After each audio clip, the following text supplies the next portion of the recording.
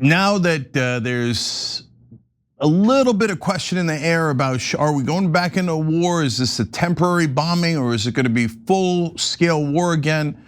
The cable news anchors, particularly in conservative media in this case, Fox News, Newsmax, and the others, foaming at the mouth. We're going to show it to you in a second. Like war, right? So remember when this war goes disastrously that you should hate these people. So John, tell us about it. 100%. Well, according to Trump, it's on whenever he wants it to be. At least that's what he implies in this post. The Islamic Republic of Iran, no word on Japan, has asked us to continue talks. We have agreed to do so, but the United States has stated to them in no uncertain terms that the capital C ceasefire is over. Thank you for your attention to this matter. Oh my God, the president wrote that? I'm glad that he noted that at the end of it. Anyway, yeah, so the ceasefire is over, we're done. Which means that we can keep bombing them, although literally nothing will stop us from doing that. And also, presumably, I guess, they can keep bombing our allies in the region. They can bomb our own bases, although we'll probably never hear about the injuries or the destruction of property. And also, I guess, if you were trying to get a ship through there, you don't have to worry that you could be blown up at any moment. So wonderful, we've gone that far back. And apparently, as a result of the fact that the war is back on, Fox News, right-wing media has been flooded with bloodthirsty warmongers calling for just any and all escalations, up to even the point of nuclear strikes, as you'll see. We've destroyed 85% of their defense industrial base. Let's destroy 100% of it. Let's set them back to the Stone Age militarily, and then declare victory, open the strait by force, reimpose the blockade, and declare victory. And then help the Iranian people overthrow the regime. The one thing nobody wants is boots on the ground. But I don't see how you get the straits open, rid of the IRGC, and the nuclear material secreted in a way that we can definitely say it's all out of there without putting eyes on. I just don't see it. Have a legitimate discussion of the threshold of a nuclear strike. And again, let them, and like, oh, if you're gasping right now, I know, but when you've put friends in bags because of these people in Iran, you have a bit of different perspective on this. Look, if you're a purple-haired barista who's never even so much as had to pay rent and because you live with your parents in their basement, you're writing articles for other liberals to read, let me see if I can find Fs to give less about your opinions. Yeah, I was gonna say that it would be a bad idea to nuke another country, but I guess I'm just being a dumb lib. I mean, I do technically not live with my parents anymore, so maybe I'm allowed to think that starting a nuclear war is a bad idea. But even if that you consider that an extreme position, Cenk, which I assume you do, boots on the ground is like the most common talking point. Taking it over. Now we're not just gonna get rid of like the leadership. The entire RGC has to go. We're now back to talking about arming the Iranians to hopefully stand them up so they can be massacred. It's like we're in day one of this thing all over again. Yeah, I want to congratulate Carl Higbie on being the dumbest and most violent and disgusting cable news anchor. That is a hard award to win. Yeah. Okay. So he's on Newsmax, so that makes some degree of sense. So in the longer version of that segment, he kept calling the Iranian savages as he talked about murdering their children. So he repeatedly, there's these savages, all they understand is violence. That's why you have to murder them all. You have to drop a nuke on them, right? And hey, Carl, do you know what happens in a nuke? I know you don't care because you're basically a terrorist. Like a really disgusting, immoral terrorist, sympathizer, enabler, supporter, and God knows what you've actually done in your life. So when you drop a nuke, Carl, it burns everyone alive, let alone the radiation, which then melts off people's skin, gives them cancer and kills them. I know you're so ignorant, you probably don't know anything. I don't know how you function in this world. So when that happens, grandmothers are incinerated, aunts, uncles, daughters, children, all incinerated, burned alive. Babies burned alive. Pregnant women burned alive.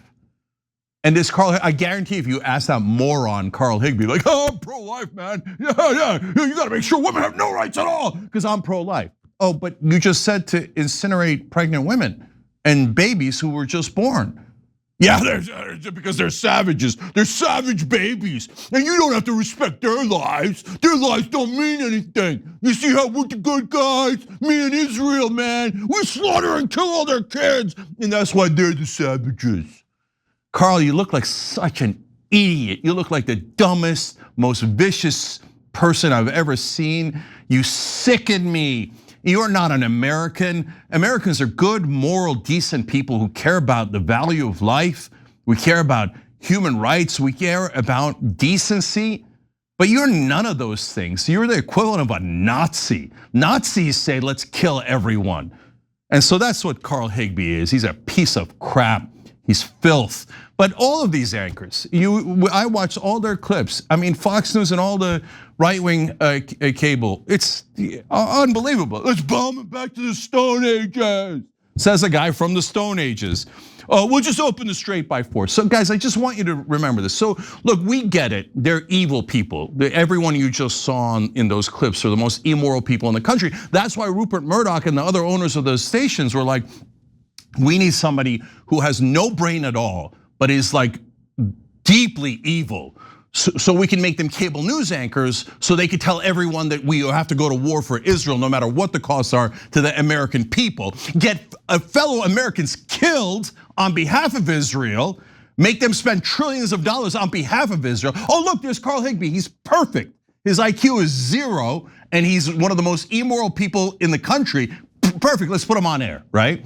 So, but remember, not only their immorality, I want you to remember how wrong they were. So look, at this point, Israel's got the advantage again, and they're pushing, and there's Trump, they're gonna kill you. It's gonna be easy. It's gonna be easy. Let's just reopen the Strait of Hormuz. So easy. Every one of them is like, oh yeah, reopen the Strait. You think we wouldn't have reopened the Strait of Hormuz if we could? You think Trump's like, you know what? I don't feel like it. Oh, it's easy, but I don't want to do. I don't want to win. No, it's super hard. And now, if you notice, they're like, maybe ground troops, maybe nukes. And so when the gas prices explode again, when the economy collapses, remember all the evil idiots who brought you this war and betrayed you on behalf of a foreign country. Yeah, 100%. It's just it's wild to see a bunch of it. Like we got those are collated by Media Matters. They do a great job of watching all this nonsense so regular people with actual lives don't have to. And it's just wild, the stuff that is just you have to say to maintain a career in right-wing media like that. Literally saying, and also like what you have to pretend to believe, like the kayfabe of right-wing politics. So that dude is like, if you don't think we should nuke Iran, kill millions of civilians, Tehran is one of the most densely populated places on the earth, then you're just a purple-haired barista. Dude, like this is copium. This is a wildly unpopular war. But in his mind, only radical Brooklyn Democrats don't support this. But he knows better. He knows it's like the least popular war in American history that he's actually defending.